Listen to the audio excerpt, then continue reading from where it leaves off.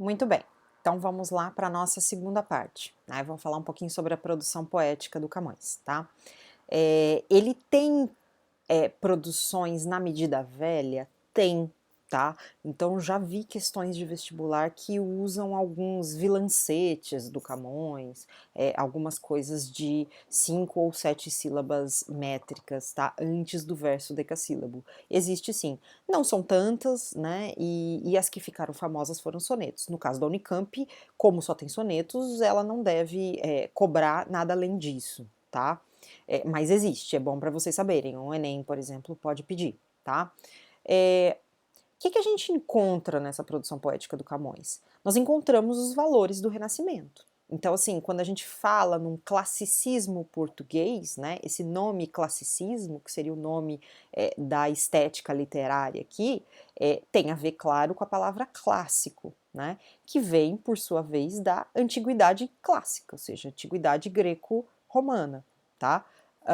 Que é o que nós temos aqui, na verdade, nesse período, né? Então, Portugal nas suas artes, também está fazendo um retorno para a antiguidade clássica. E aí, portanto, todos aqueles valores que a gente falou do Renascimento, nós temos aqui no classicismo português, tá? Nós temos aqui na poética do Camões. Então, olha só, poesia muito rasgada, sabe assim, de sentimento. É uma poesia equilibrada, a gente vê que o poeta não se descabela tanto, né? É mais racional, e quando a gente fala de uma poesia racional, a gente está falando de uma poesia mais que pensa, por exemplo, o sentimento amoroso, como a gente viu ali, né? Então, uma poesia mais reflexiva, uma poesia que é filosófica, tá? Pensa sobre o mundo à sua volta. Então, isso é uma poesia mais racional, né? É uma poesia universalista também, então que vai trabalhar com temas universais, tá? No caso aqui, o principal tema, nós já vamos falar disso logo abaixo, mas o principal tema é o amor, né? Não existe tema mais universal do que o amor, ou seja, um tema que em toda a sociedade, em toda a época, é compreendido, porque é um tema humano, tá? Quando a gente fala de temáticas universais, nós estamos falando de temáticas que todo ser humano consegue entender. Então, o amor, o ciúme, a tristeza, né? Essa poética aqui do Camões é uma poética de temas universais, uma poética universalista, tá? Vamos ter também referências à mitologia greco-romana, né?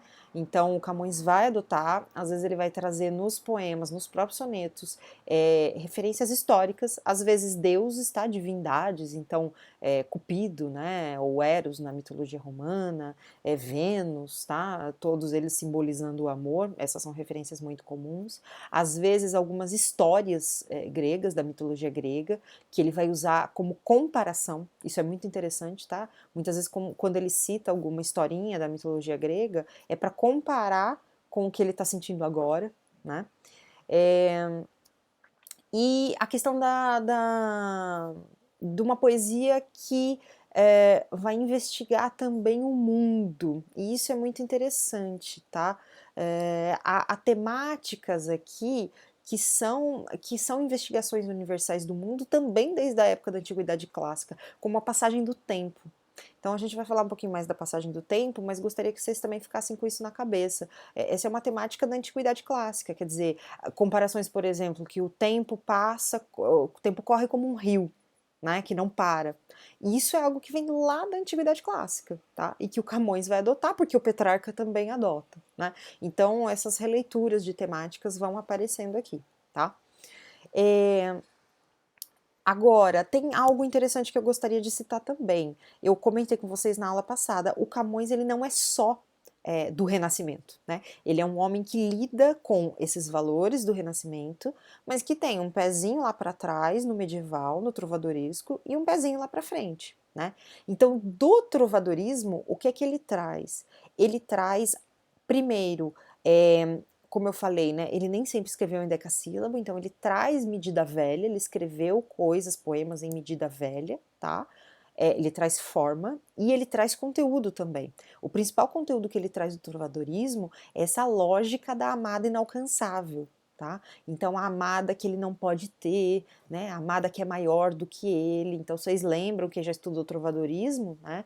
Daquela coisa da coita amorosa, né? Então a gente tem, puxa, olha, pobre de mim, né? É, eu aqui que te desejo, mas você é inalcançável, ó minha amada tão divina, né? Então essa lógica da amada divina, distante, muito acima dele, uma pessoa perfeita, idealizada, essa lógica é uma lógica que vem da poesia trovadoresca e que o Camões vai continuar adotando, tá? Porque o Petrarca também adota, né? E ao mesmo tempo, há poemas em que o poeta, no caso Camões, né, ele mostra um sentimentalismo um pouco maior, tá? Particularmente angústias, né? Então, por exemplo, as angústias de que o tempo passa e ele não consegue controlar, ou a angústia amorosa de querer ter a mulher amada, e inclusive não só em espírito, como é a lógica aqui platônica que a gente já vai conversar, mas também na carne, tá? Um amor também carnal. E a dificuldade de conciliar essas duas coisas, né? Porque a lógica platônica é que o amor carnal é menor do que o amor de espírito, mas muitas vezes ele fala, puxa, eu tô angustiado, eu gostaria de ter a senhora, né? Então, ele tem isso, essa angústia entre corpo e espírito, né? E esse não saber o que fazer com esse sentimento, e isso já é pré-barroco. Isso é o que a gente chama, na verdade, de uma tendência maneirista, tá? Essa angústia, esses paradoxos, é de uma estética chamada maneirismo, que vai desembocar no que a gente chama de barroco. Então, é um pré-barroco. Né? Então vejam que o Camões ele também não é simplesmente um homem do Renascimento, né? sem nuances, né? Todo autor tem as suas nuances, tá? Então as principais temáticas, como eu falei, estão aqui embaixo, olha lá.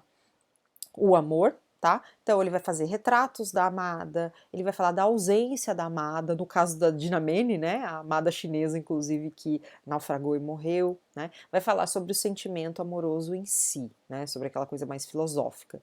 E vai falar também sobre o desconcerto do mundo. Essa temática é interessantíssima, porque assim, é a ideia de que o mundo não está consertado, ou seja, não está certo.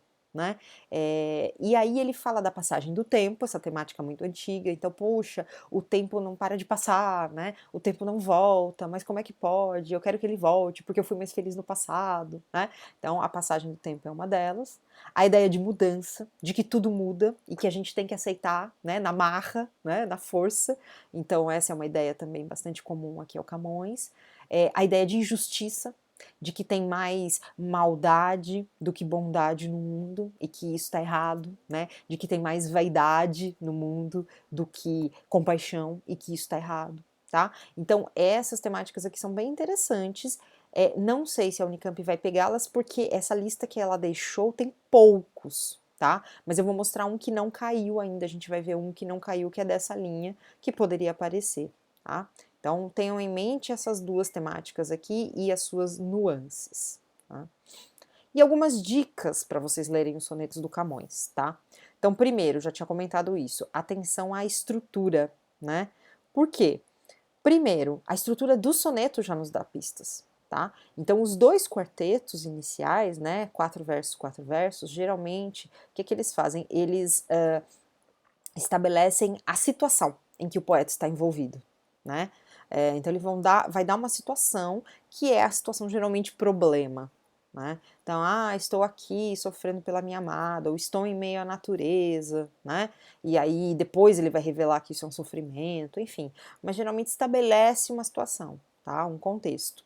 E nos 2 tercetos, o que vem depois, ele vai concluir algo a respeito dessa situação, né?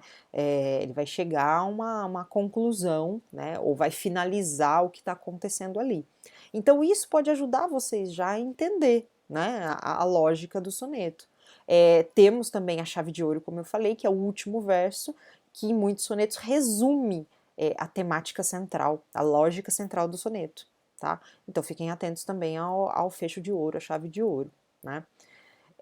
Segundo, as construções sintáticas são cheias de inversões, né? E são fragmentadas. Então, atenção a isso, tá? Porque muitas vezes você tem 3 versos que são uma oração, ou um período só, né? E aí como é que eu faço com isso? Eu tenho que resgatar sujeito e verbo, tá? Então pesquisem ali, procurem quem é o sujeito, quem está falando e o que está falando, né? Qual é o verbo, qual é a ação ali, o que aquele sujeito está fazendo, tá?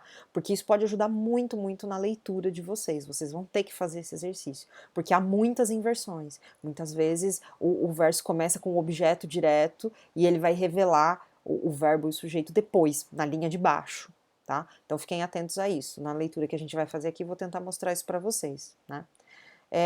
Terceiro, Camões utiliza muitas metáforas, tá? Para ilustrar essa situação em que ele se encontra, né? Ele enquanto eu lírico aqui, tá? Então fiquem atentos a esses recursos. Uma das favoritas, como eu mencionei, é o barco perdido no mar. Ele adora essa do barco, tá? Que é muito petrarquista. E outras são narrativas da mitologia grega, né? E se você tá vendo algum nome ali que você não conhece, né? Ah, esse cara aqui eu não conheço, mas parece ser uma história mitológica e tal. Procura, tá? Procura, porque isso pode fazer diferença no seu entendimento.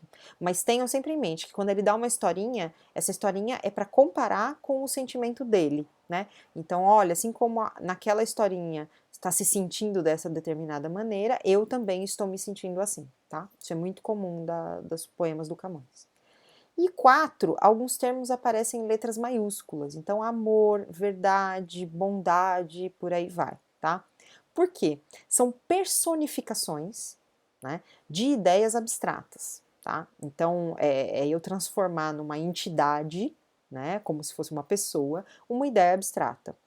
Para quê? Por que que ele faz isso? Primeiro, para valorizar essas ideias, porque seriam ideias, as ideias mais nobres, entendeu? Seriam as ideias a que a gente deve almejar na vida. Então, o amor, a verdade, a bondade, né? Então, são os grandes sentimentos, os sentimentos nobres, né? Então, ele personifica isso. E personificando isso, ele dá um status de divindade a essas ideias. Né? Só que algumas dessas ideias, de fato, são divindades de acordo com a mitologia grega, né? Como é o caso do Eros, né? Ou Cupido, que é o deus ali do amor, né? Que flecha, tem aquela imagem do anjinho que flecha, né? Os apaixonados. Então, quando ele fala de amor com letra maiúscula, ele está inclusive se referindo ao Cupido, enquanto deus mitológico, tá? Lembrando vocês de novo, né? Quer dizer que ele, enquanto pessoa, acreditava nos deuses mitológicos? Não, tá? Naquela época eles eram todos católicos, inclusive o Camões, né? E há inclusive poemas aqui, a gente vai ver um, em que ele vai fazendo referência também a histórias da Bíblia, tá? E a Deus e tal. Então, uma coisa não tem nada a ver com a outra, a gente já falou disso. Né? Então, essa referência à mitologia grega é uma referência estética, né? É assim, é uma lógica até de entendimento do mundo, né? Então, é uma fabulação de como o mundo funciona. Então, existe um Deus do amor, então é por isso que a gente se apaixona, sabe? Então, é um pouco dessa lógica, mas não quer dizer que ele acredita no Cupido, que o Cupido exista, tá? Só para vocês entenderem. E aí, nós vamos entrar nos temas que ele vai falar, tá? E eu vou abrir um novo vídeo para isso.